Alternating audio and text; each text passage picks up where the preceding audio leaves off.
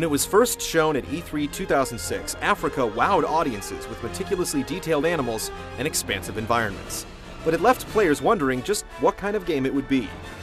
After a few hours with the Japanese version, we can confirm that you won't be fighting for survival or poaching big game.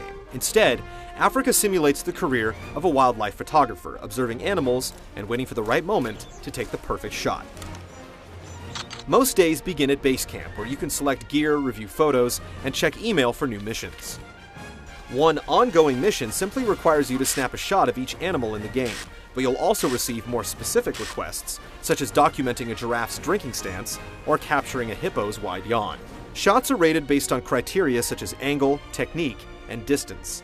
Getting close to a target can be a challenge since most will either run away or chase you off. If you suffer a wildlife attack, you'll be sent back to base and lose any photos from that outing.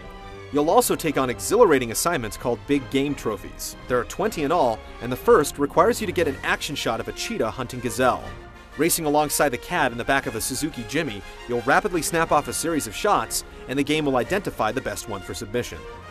As you progress, you'll be rewarded with access to new areas and the freedom to drive yourself instead of being chauffeured by a guide.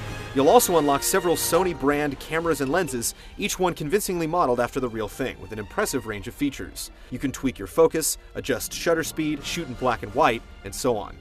You can take vertical shots by simply tilting the 6-axis on its side.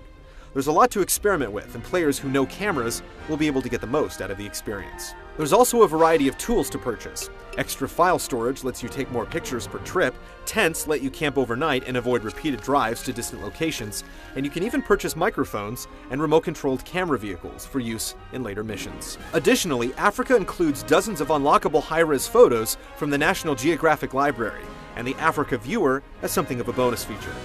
You can also copy photos to the PS3 menu, upload them to an online gallery, or compete in photo contests online.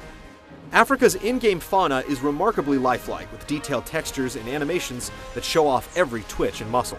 Unfortunately, the environments are less impressive with flat grasslands and pixelated plant life.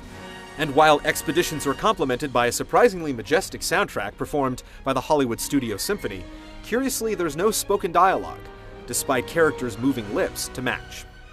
Although Afrika is out in Japan, further release plans are still unknown. Reports indicate that it won't be released in Europe, and there's no word on plans for America.